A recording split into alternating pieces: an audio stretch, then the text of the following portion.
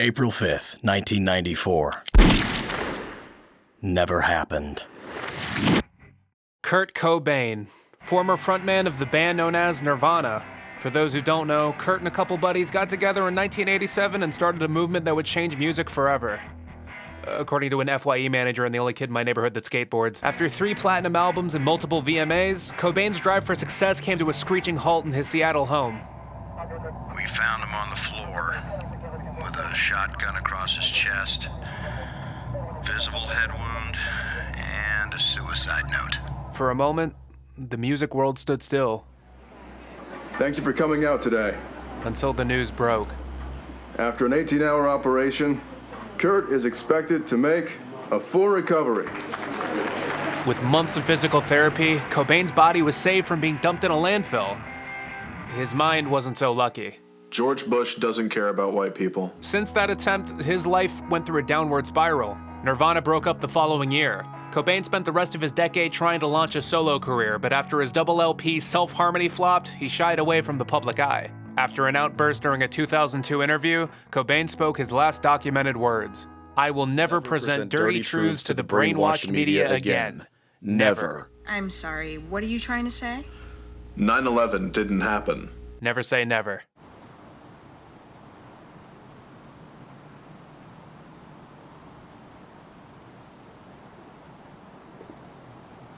What's going on, Kurt? Seventh Heaven reruns. You want some Diet Pepsi? I mean, no. It's caffeine free. Nah. What are you drinking there? Oh, this is baking soda. See, I'm out of regular soda. I'm not sure why I offered it, honestly. But this is what I had, so.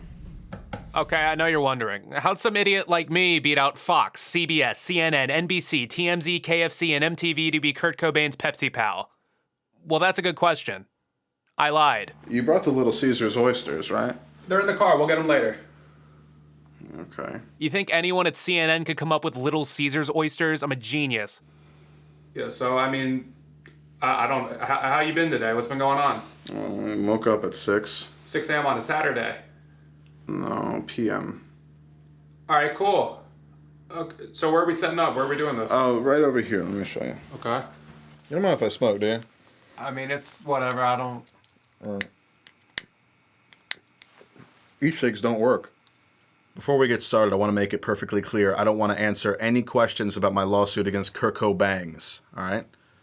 If it goes well, however, I will have enough money to relaunch my comeback. That's all I'm going to say. There was a lawsuit? Next question. Here's some of my posters.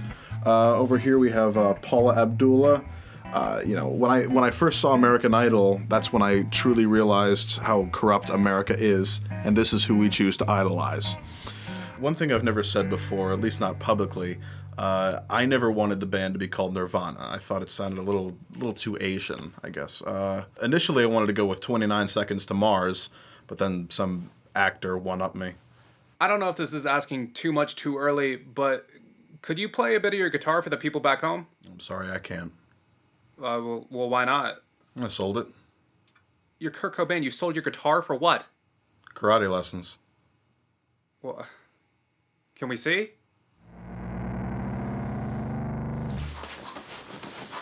Initially, I was doing backup vocals for the band Coldplay. I don't know if you heard of them. You were on the albums and like we could hear you? No. I was I was an understudy, I guess you call it. I did backup at shows if someone was sick. I was playing with them back when they were called Warm Work. So no significant musical output nowadays, or what's going on? No, I started a one-man Creed cover band. Well, I mean, where can we see that? Where is it? You can probably find it online. I haven't been able to get a record deal on that, Here we have Sophie's choice. It was Cobain's choice to rent this and never return it. I'm inspired a lot by movies, more of the classical stuff. Casablanca is a great one. Metropolis. 1939 specifically, that was a great year for movies. The one in beautiful Technicolor about the girl, Yellow Brick Road, her dog. The Wizard of Oz was a great film. So there's a lot of VH1 stories about how artists go broke after their career. How have you been managing your money after the check stopped rolling in? I blew it all. Blew it on what? A load. I got in debt for some bad bets. I bet against Jackie Robinson in 42. I put some money down on the Aliens and Space Jam. The Monstars were playing like David Spade and Benchwarmers that day. It wasn't all bad, though. I made some money back when I bet on the Nazis and Sophie's Choice. Could you explain the newspapers that are like all over your window? Like, what's up with that? I just like to keep up to date with, the best deals possible. Like what deals you got? Oh, we'll see you over there. We got, we got a nice coupon there, 3 for $9, Pepsi products. I clipped those in 2003. What are my passions aside from music? Well, I really like looking at video games. I'd play them, but I leased all the electricity in my house except for one outlet. Well, what do you use that one for? You don't use it to charge your phone? I don't believe in phones. What if someone's got to call you? I have a few workarounds. 313. I don't know anyone in Michigan. That's for me. Hello? Oh, hey, Eminem, what's up? You gave Eminem my phone number? This is a private conversation. Turn the camera off. Yeah. Yeah, all right. Okay, I'll talk to you later, man. All right, bye. You know Eminem? Oh, yeah, he's a great guy. My favorite white rapper will always be Beck, though. He's a rapper? I hang around the rap scene a bit, I'm good friends with Eminem, I mentioned that. I hang out with the greats, Kanye, Yeezus. I used to roll with Biggie, but I haven't heard from him in a while. This is cool. My tape deck in my car broke, so I haven't been able to listen to it yet. I also don't have a car. Sometimes I feel a little silly, a little out of my element. For a solid 5 months, I thought Post Malone was a stage of physical therapy. I had this crazy feeling the interview was going nowhere. Yeah. I wanted, and this needed to be more than a broken silent story that trends for 2 days. This, again, looks like an R&B CD. This is actually My Chemical Romance's third album from 2004. There's something clearly wrong with this guy. Mike Myers, he's dead. He died. He's long gone. But if the root of his insanity ain't out there, this is a freak show, not an interview. The government is not out to get you. They're out to get me. Discussions get hard when you're all out of easy questions. Sometimes, you gotta press. Have you ever tried to kill your wife? Okay, a little too hard. What does legacy mean to you? What's a dictionary mean to you, wise guy? No, alright. 1994. Another notable of that time, Mariah Carey. Yeah?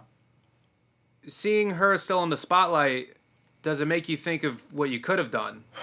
Sure. But more than that, it makes me think of what I failed doing.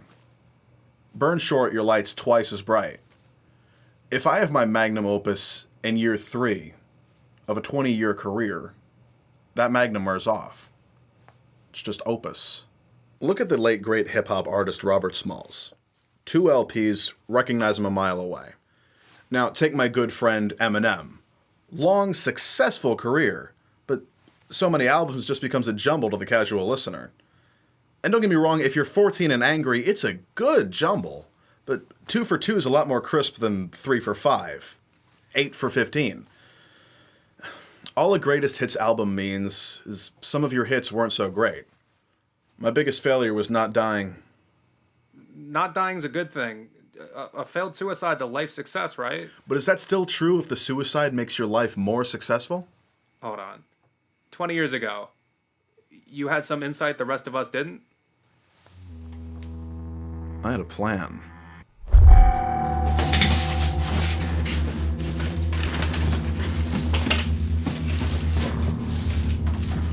All of it. Right here. All of what? Every achievement my ending would have began. Media outcry, album sales, tribute covers, and the royalties my family would have gotten for every middle school biography paper on the life and death of Kurt Cobain. You're joking. Only joke in this plan was my survival. You want to know why it missed my brain by 3 inches? Luck? At the last second, I chickened out and dodged it.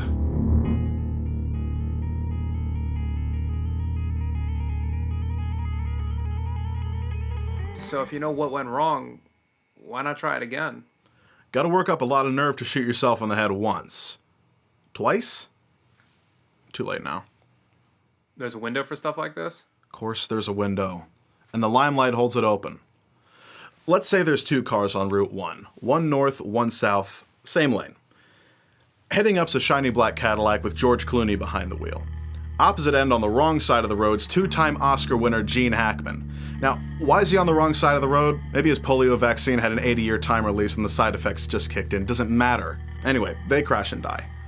5 minutes later, someone calls 911. They're shipped off to the morgue, and within 2 hours, you get a little blip on your phone. Legendary star of Unforgiven and The French Connection, Gene Hackman, dies in car accident. 1 minute after that, you get a much bigger blip. A bleep. George Clooney killed. No accolades, no titles, no context necessary. Sure, Hollywood will pour one out for good old Gene. The world will be blogging, branding, buying anything Clooney. It's not about what he did. Hackman did a lot. It's all about the thrill of never knowing what he could have done. And that's the Cobain Theory. This seems a little specific.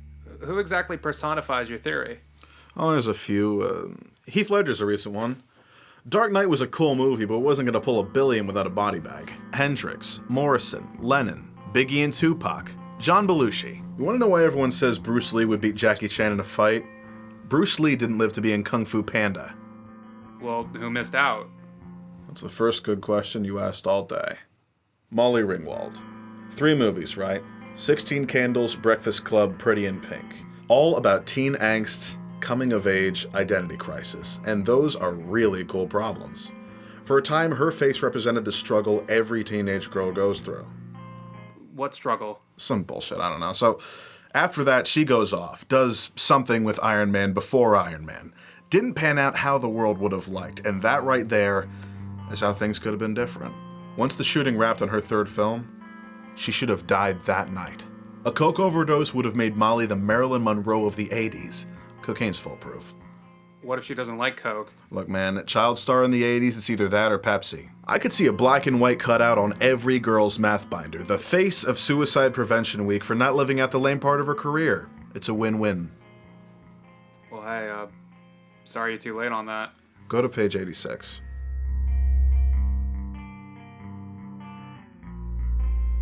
This is stupid. Grown men rewriting Star Wars prequels is stupid. This is planning. Yeah, my lawyer wants, 20-25% commission. Something I didn't even know he could count that high. But yeah, if you were wondering, it's been just draining. Whole thing's been exhausting. How's the defendant responding? I really shouldn't be talking about this. I can't disclose any of that. Turn the cameras off. So you really think your window's closed? Like a car underwater. Well, no, till you try. Look at Robin Williams. Can I get those oysters now? We got 5 more minutes. Robin Williams. It's not the same. Why? I could get what he got, but I don't do loopholes. Won an Oscar for playing a therapist. Good move. RV and Robots were bad stops. He went from the kind-hearted thespian of another league to a schizophrenic playing with Surge Concentrate. The weird trade-off in this is, the more kids' movies he did, the more adults at that time were annoyed. Slammed by critics, parodied in every animated sitcom. For a while, it seemed like everyone just wanted him to go away. But the kids watching kids' movies didn't care, and they're the ones that grew up to run the blogs cherishing Williams. The older audience has their own websites, and they like money just as much as everyone else. Cool thing about someone's legacy is it can all come back to voicing a cartoon genie. The validity of the morning's also in question when feeling sad makes you cooler than a used whippet. I'm not seeing why it makes a difference. You probably think 9/11 happened too. Hold on, you're like some kind of death guru? When Robin Williams died, people pretended to care about him. I'm not gonna be another Jumanji.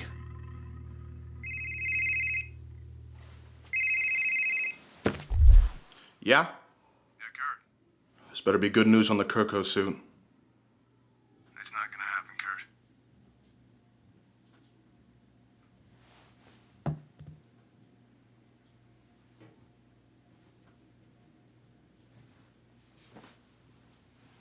So had 9/11 not happened? Time's up. Can I have my Little Caesars oysters now? Little Caesars doesn't sell oysters.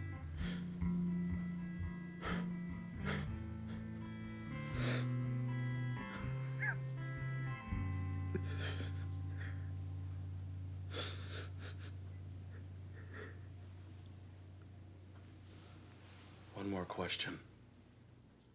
Then get out. A posthumous legacy might work for some, but what's legacy worth if you can't work with it?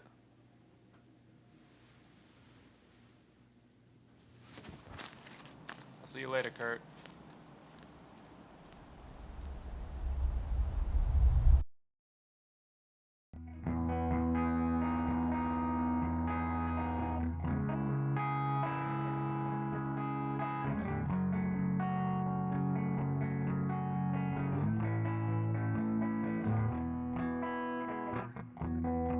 Thanks to the backers who stuck with us for that long stretch. April, man. Y'all know we're building more than just YouTube videos. Let's keep it going.